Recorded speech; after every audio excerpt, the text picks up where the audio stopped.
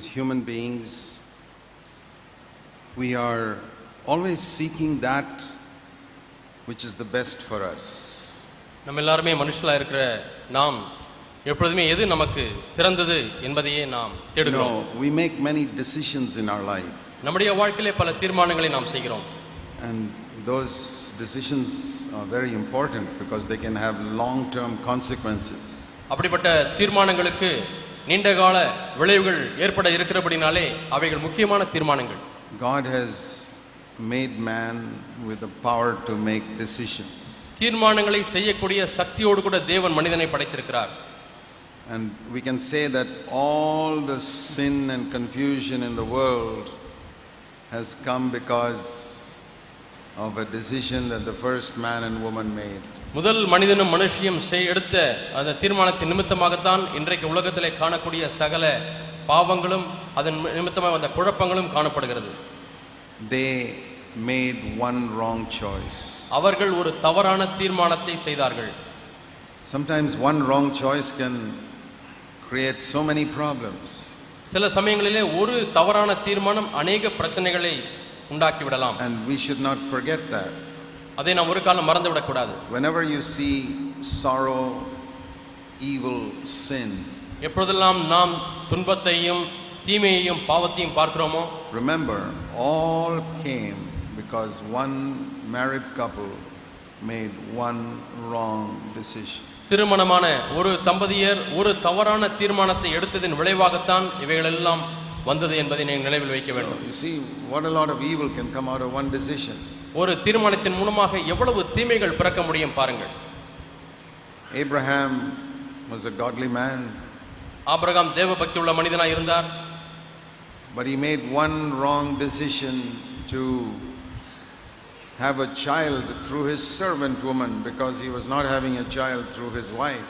ஆனால் தன்னுடைய மனைவியின் மூலமாக ஆபிரகாமுக்கு பிள்ளை இல்லை என்று கண்டவுடனே அவர் தன்னுடைய வேலைக்கார பெண்ணை மணந்து அதன் மூலமாக ஒரு குமாரனை பெறும்படியான ஒரு தீர்மானத்தை எடுத்தார். And like in Adam's case, his wife only suggested it. ஆதாமுடைய விஷயத்தின் நடந்தது போலவே ஆபிரகாமுடைய விஷயத்திலேயும் மனைவி கணவனுக்கு ஆலோசனை கொடுத்தார். You got to be very careful, sisters, what you suggest to your husband. ஆகவே சகோதரிகளே, உங்களுடைய கணவருக்கு நீங்கள் சொல்லக்கூடிய ஆலோசனைகளை குறித்து நீங்கள் மிகவும் ஜாக்கிரதையாக இருக்க வேண்டும். There can be long term consequences of that will make you suffer. அதன் நிமித்தமாக எவ்வளவோ நீண்ட விளைவுகள் அது ஏற்படுவதற்கு வாய்ப்பு உண்டு. Because of that decision they got a child called Ishmael. இந்த தவறான தீர்மானத்தின் விளைவாக அவர்களுக்கு இஸ்மவேல் என்றதான ஒரு குமாரன் பிறந்தான். That event happened 4000 years ago. இந்த சம்பவமானது 4000 ஆண்டுகளுக்கு முன்பாக நடந்தது. And for 4000 years the descendants of Ishmael and Isaac have been fighting with each other. இந்த 4000 ஆண்டுகளாக இஸ்மவேலுடைய சந்ததியும் ஈசாக்கினுடைய சந்ததியும் யுத்தம் பண்ணிக்கொண்டே இருக்கிறார்கள். Some of the biggest fights in the world today are between the descendants of Ishmael and the descendants of Isaac. இன்றைக்கு உலகத்திலே நடந்த மிகப்பெரிய யுத்தங்களிலே பல இந்த இஸ்மவேல் சந்ததிக்கும் ஈசாக்கின் சந்ததிக்கும் ஏற்பட்ட யுத்தங்கள். It's because of one wrong decision that Abraham made. இவைகள் ஏன் நடந்தது என்று சொன்னால் ஆபிரகாம் செய்த ஒரு தவறான தீர்மானத்தின் நிமித்தமாய். Like that we can see many examples. இது போன்ற பல உதாரணங்களை நாம் பார்க்க முடியும். And then in contrast to that you see the example of Jesus. இதற்கு வேற்றுமையாக நேர் எதிர்மறையாக இயேசுவுடைய மாதிரியை நாம் பார்க்கிறோம். We know that all through his life he always made a decision to please his father. அவருடைய வாழ்க்கை முழுவதுமாக தன்னுடைய பிதாவை பிரியப்படுத்தும்படியாகவே அவர் தீர்மானங்களை எடுத்தார். Then I want to tell you of one important decision that he made in the garden of Gethsemane. Gethsemane தோட்டத்திலே அவர் செய்த முக்கியமான ஒரு தீர்மானத்தை இன்று உங்களுக்கு நான் சொல்ல போகிறேன். One decision. ஒரு தீர்மானம். Shall I drink the cup or not drink the cup? இந்த பாத்திரத்திலே பானம் பண்ணுவதா அல்லது பானம் பண்ண கூடாதா? That was as important a decision as Adam and Eve made in the garden of Eden. Eden தோட்டத்திலே ஆதாமும் ஏவாளும் எடுத்த தீர்மானத்தில் எந்த அளவு முக்கியமானதோ அதுபோல ஒரு முக்கியமான தீர்மானத்தை இயேசு எடுக்கிறார். And he struggled. அதிலே அவருக்கு ஒரு போராட்டம் இருந்தது. Can you imagine Jesus struggling to decide? தீர்மானம் எடுப்பதற்கு இயேசு போராடுகிறார் என்பதை உங்களாலே கற்பனை செய்து பார்க்க முடிகிறதா? Because we have not understood the seriousness of that decision. இந்த தீர்மானத்தினுடைய சீரியஸ்னஸை நாம் அறியாதபடியினாலே நாம் அதை அறியாமல் இருக்கிறோம். I'll give you my personal testimony. என்னுடைய தனிப்பட்ட சாட்சியை உங்களுக்கு சொல்லுகிறேன். For many years I only knew the love of Jesus for me from the cross of Calvary. அநேக ஆண்டுகளாக கல்வாரி சிலுவையிலே இருந்துதான் ஆண்டவர் எனக்கு காண்பித்த அன்பை நான் அறிந்து கொண்டவனாய் இருந்தேன். But I never saw till one day the Lord showed me the love Jesus had for me at Gethsemane. ஆனால் கெத்செமனே தோட்டத்திலேயே தேவன் எனக்கு வைத்திருந்த அன்பை அவர் வெளிப்படுத்தும் வரைக்கும் நான் காண முடியாதவனாய் இருந்தேன். And I've never heard anybody speak about the love of Jesus in Gethsemane. கெத்செமனேயிலே இயேசுவினுடைய அன்பை குறித்து யாரும் பேசுவதை நான் கேள்விப்பட்டதில்லை. Have you seen the love of Jesus for you in Gethsemane? கெத்செமனேயிலே தேவன் உங்களுக்காய் வைத்திருக்கக்கூடிய அந்த அன்பை பார்த்திருக்கிறீர்களா? One day God opened my eyes to see this, why this struggle went on. ஒரு நாளிலே ஏன் இயேசு அந்த தீர்மானம் எடுப்பதற்கு போராட்டம் அவருக்கு இருந்தது என்பதை பார்க்கும்படியாக என் கண்களை திறந்தார். That was the day I understood for the first time in my Christian life what that cup was which Jesus did not want to drink.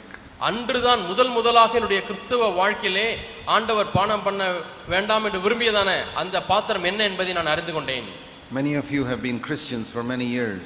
உங்களில் அநேகர் பல ஆண்டுகளாக கிறிஸ்தவர்களாக இருக்கிறீர்கள். Can you tell me what was the cup which Jesus did not want to drink? இயேசு பானம் பண்ண விரும்பாத அந்த பாத்திரம் என்ன என்று உங்களால சொல்ல முடியுமா? Very few Christians know it. மிக சில கிறிஸ்தவர்களே இதை அறிந்திருக்கிறார்கள். And that's because God does not show us more than we desire to know. நாம் அதிக வாஞ்சை இல்லாவிட்டால் தேவன் அதை காண்பிக்க மாட்டார். When you study the scriptures, நீங்கள் வேதத்தை படிக்கும் பொழுது, if you come to a difficult portion, ஒரு கடினமான ஒரு பகுதிக்கு நீங்கள் வரும் பொழுது, and the Lord sees that you ignore it and go on to the next verses, நீங்கள் அதை அப்படியே விட்டு அடுத்த வசனத்துக்கு போகிறீர்கள் என்பதை ஆண்டவர் பார்க்கும் பொழுது, God sees that you are not interested in finding out what that means. அதனுடைய பொருள் என்ன என்பதை கண்டுபிடிப்பதற்கு உங்களுக்கு விருப்பம் இல்லை என்பதை தேவன் பார்க்கிறார். So many years it was like that in my life. அநேக ஆண்டுகளாக என்னுடைய வாழ்க்கையிலும் கூட அப்படித்தான் இருந்தது. I read about Jesus saying, I don't want to drink this cup, but not my will but yours. ஆண்டவரே, இந்த பாத்திரத்திலே பானம் பண்ண விரும்பவில்லை, ஆயினும் என்னுடைய சித்தம் அல்ல உம்முடைய சித்தமே ஆக கடவுள் என்று இயேசு சொன்னார். I read it for many years.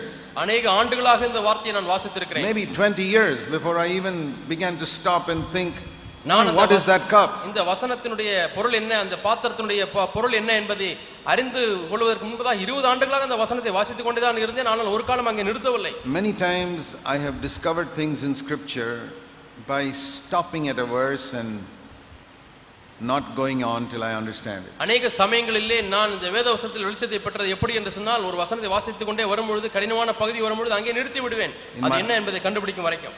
In my younger days I used to read a whole chapter every day.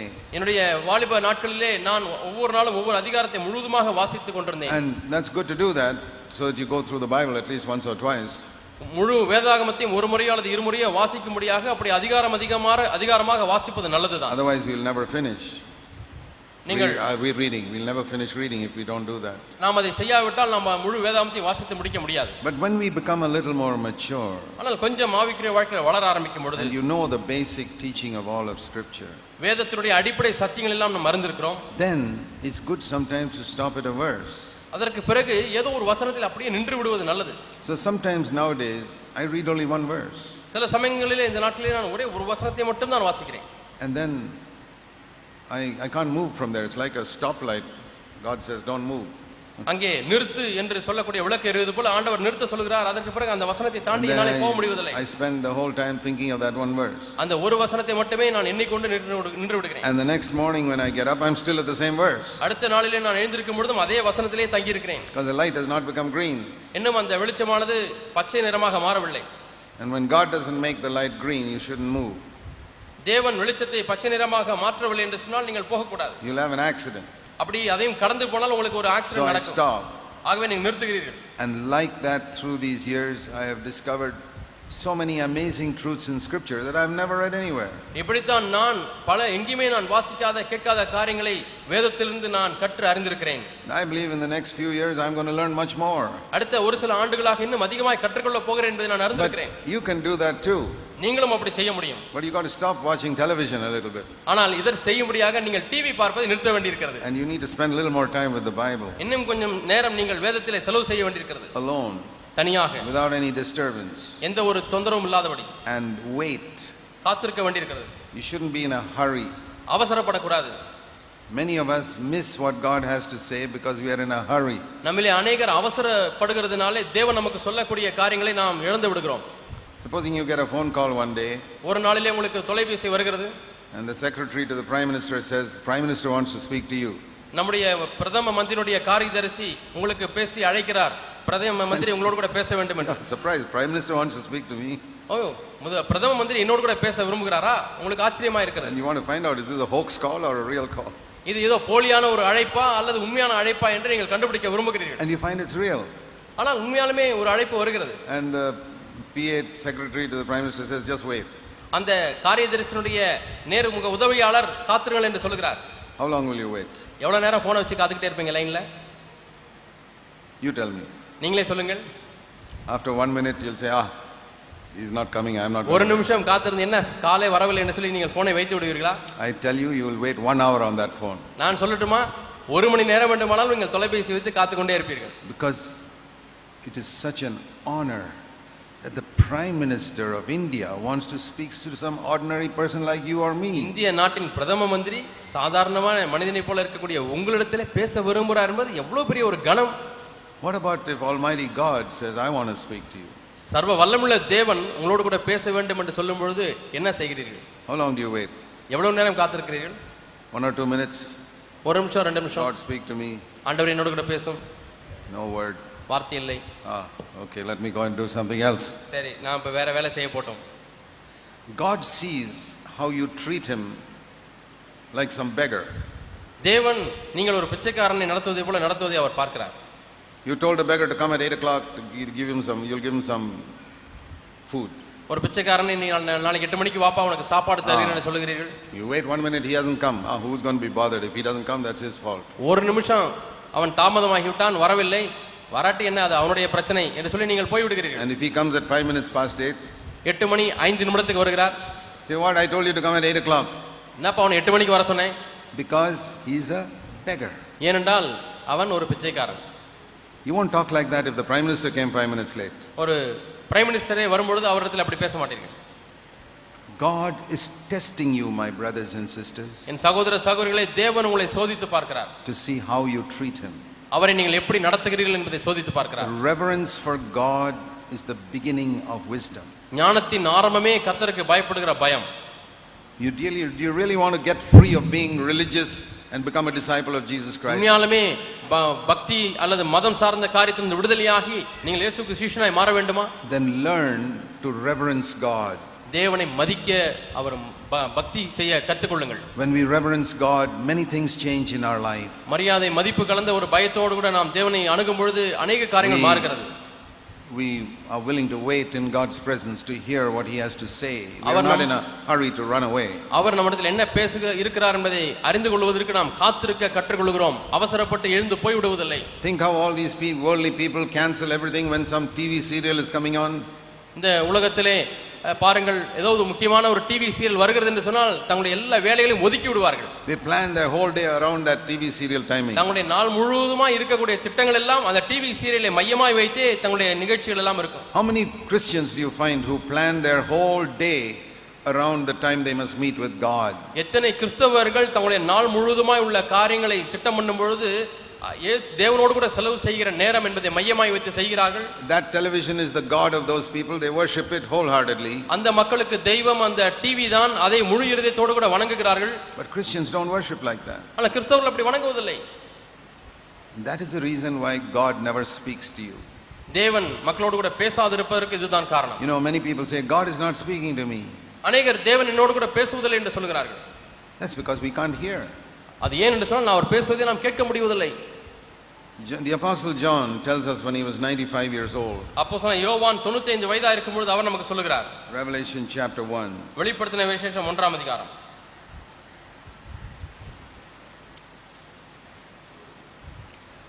Verse 10. 10ஆம் வசனம். I was in the spirit on the Lord's day. கர்த்தருடைய நாளிலே ஆவிக்குள்ளானேன். And I heard behind me a loud voice like the sound of a trumpet saying, write in a book what you see. அப்பொழுது எனக்கு பின்னாலே எக்கால சத்தம் போன்ற பெரிதான ஒரு சத்தத்தை கேட்டேன். நீ காண்கிறவைகளை இந்த புத்தகத்திலே ஒரு புத்தகத்தில் எழுது என்று சொல்ல கேட்டேன். In the English Bible it says like a sound of a trumpet. எக்கால சத்தம் போன்ற பெரிதான ஒரு சத்தம். That means a very loud sound. பெரிய சத்தம். How is it you say that you can't hear? ஆனால் உங்களாலே கேட்க முடியவில்லை என்று எப்படி நீங்கள் சொல்லுகிறீர்கள்? Supposing somebody blows a trumpet here.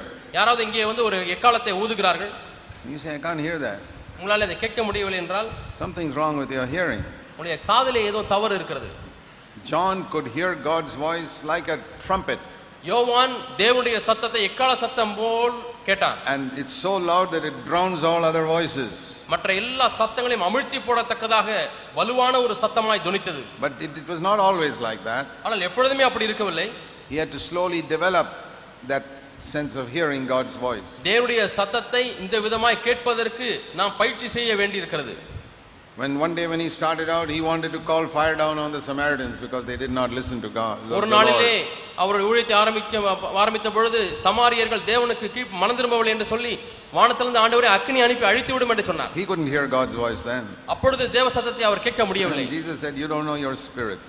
ஆண்டவர் சொன்னார், உங்களுடைய ஆவி இன்ன ஆவி உள்ளவராய் இருக்கிறது You can't hear what God is saying. தேவன் என்ன சொல்கிறார் என்பதை உங்களால கேட்க முடியவில்லை. God is not going to send fire to destroy these people. தேவன் அக்கினி அனுப்பி தம்முடைய மக்களை அழிக்க விரும்பவில்லை. Because God sent his son to save people, not to destroy them. ஏனென்றால் மக்களை காப்பாற்றும்படியாக ரட்சிக்கும்படியாக தேவன் தம்முடைய குமாரனை அனுப்பினாரே ஒழிய அழிக்க அல்ல. That was where John started. He could not hear one bit of God's voice. அங்கேதான் யோவான் ஆரம்பித்தார். தேவனுடைய சத்தத்தின் ஒரு துளி கூட அவராலே கேட்க முடியவில்லை. But in 65 years it became so clear, it was like a trumpet. இப்பொழுது 65 ஆண்டுகள் ஆனதுக்கு பிறகு தேவனுடைய சத்தம் எக்காள சத்தத்தை போல தெளிவாக தொனிக்கிறது. That's the most wonderful thing in the world. உலகத்திலே மிகவும் அற்புதமான காரியம் இதுதான். Imagine when I'm facing some decision in life, I hear a voice like a trumpet saying, go this way.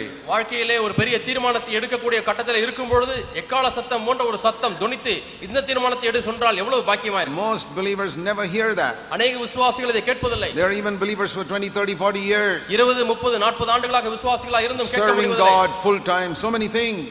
அவர்கள் தேவனுடைய ஊழியர்களாக இருக்கிறார்கள், முழு நேர ஊழியர்களாக இருக்கிறார்கள், எவ்வளவு But they don't hear God's voice. ஆனாலும் தேவ சத்தத்தை கேட்க முடிவதில்லை. They don't have a message for God's people because they don't hear God's voice. தேவனுடைய சத்தத்தை அவர் கேட்காதபடினாலே தேவனுடைய பிள்ளைகளுக்கு என்று அவர்களுக்கு சொல்வதற்கு செய்தி இல்லை. They speak messages from their own cleverness. தங்களுடைய புத்திசாலித்தனத்திலிருந்து செய்திகளை பகிர்ந்து கொள்கிறார்கள். Or what they've heard from other people. அல்லது மற்ற மக்கள் கேட்கக்கூடிய பிரசங்கத்தை கேட்டு அதை சொல்கிறார்கள். They've read in books or something like that. அல்லது புத்தகங்களை வாசித்து அதிலிருந்து செய்திகளை தயாரித்து பேசுகிறார்கள். There are very few people who speak what they've heard from God. தேவனிடத்திலிருந்து சத்தத்தை கேட்ட மக்கள் வெகு சிலர் தான் இருக்கிறார்கள். Why is that? ஏன் அப்படி? Because their ears are deaf. அவளுடைய காதுகள் செவிகள் செவிடாய் இருக்கிறது. Why Jesus used to say, he who has ears to hear, let him hear. இயேசு சொல்லுகிறது கேட்டீர்களா, காதுள்ளவன் கேட்க கடவன். That means he's telling us to develop the habit of listening to the Spirit's voice. ஆவியானுடைய சத்தத்துக்கு செவி கொடுக்கக்கூடிய பழக்கத்தை ஏற்படுத்திக் கொள்ள வேண்டும் என்று ஆண்டவர் கற்றுக் கொடுக்கிறார். See Revelation 2:7. வெளிப்படுத்தின விசேஷம் 2ஆம் அதிகாரம் 7ஆம் வசனம். He who has a ear to hear, let him hear what the Spirit says to the churches. ஆவியானவர் சபைகளுக்கு சொல்லுகிறதை காதுள்ளவன் கேட்க கடவன். In chapter 1, John heard that voice like a trumpet. 1ஆம் அதிகாரத்திலே எக்காள சத்தத்தை போல அந்த சத்தத்தை கேட்டார். In chapter 2 he is saying, you must also listen to that voice like a trumpet. நீங்களும் கூட இந்த எக்காள சத்தத்தை போன்ற தேவ சத்தத்தை கேட்க வேண்டும் என்று 2ஆம் அதிகாரத்திலே மக்களுக்கு சொல்கிறார். What is it that he repeats to all the churches? எல்லா சபைகளுக்கும் திரும்ப திரும்ப அவர் சொல்லுகிற காரியம் என்ன? Next, second church. இரண்டாவது சபை. Verse 11. 11ஆம் வசனம். If you have a ear to hear, listen to the Spirit speaking. ஆவியானவர் சபைகளுக்கு சொல்லுகிறதை காதுள்ளவன் கேட்க கடவன். Third church. மூன்றாவது சபை. Verse 17. 17ஆம் வசனம். Hear what the Spirit is saying. ஆவியானவர் சொல்லுகிறதை கேட்க கடவன். Verse 29. Fourth church. 29ஆம் வசனம். Hear what the Spirit is saying. ஆவியானவர் சொல்லுகிறதை கேட்க கடவன். Chapter 3 verse 6. மூன்றாம் அதிகாரம் 6ஆம் வசனம். Same thing. அதே காரியம். Chapter 3 verse 13. மூன்றாம் அதிகாரம் 13ஆம் வசனம். And chapter 3 verse 22. மூன்றாம் அதிகாரம் 22ஆம் வசனம். All 7 churches one message. எல்லா 7 சபைகளுக்கும் ஒரே செய்தி. Listen to the voice of the Holy Spirit. ஆவியானுடைய சத்தத்துக்கு செவி கொடுங்கள். You can hear it like a trumpet. நீங்கள் எக்காள சத்தத்தை போல கேட்க முடியும். If you give up your sin உங்களுடைய பாவத்தை விட்டுவிட்டால் and you listen to the voice that says don't do this when you're going towards sin. நீங்கள் பாவத்துக்கு நேராக போகும் பொழுது அதை செய்யாதே என்று சொல்லக்கூடிய சத்தத்தை உள்ளே கேட்கும் பொழுது நடக்கிறது. So when you read the scriptures, வேதவசனங்களை வாசிக்கும் பொழுது listen to this word repeated to all 7 churches. 7 சபைகளுக்கும் அவர் திரும்ப திரும்ப சொல்கிற காரியங்களை கேளுங்கள். And it is said in connection to overcoming. இந்த காரியம் ஜெயங்கொள்கிற வாழ்க்கையை குறித்து சொல்லப்பட்டிருக்கிறது. To all these churches, before he says hear the Spirit, he says be an overcomer. இந்த ஆவியானவர் சொல்லுகிறதை கேட்க கடவன் என்று சொல்வதற்கு முன்பதாக நீ ஜெயிக்கிறவனா இரு என்று சொல்கிறார். You have to be an overcomer in order, if you want to be an overcomer, listen to the Holy Spirit. நீங்கள் ஜெயிக்கிறவனா இருக்க வேண்டுமானால் ஆவியானவருடைய சத்தத்துக்கு செவி கொடுங்கள்.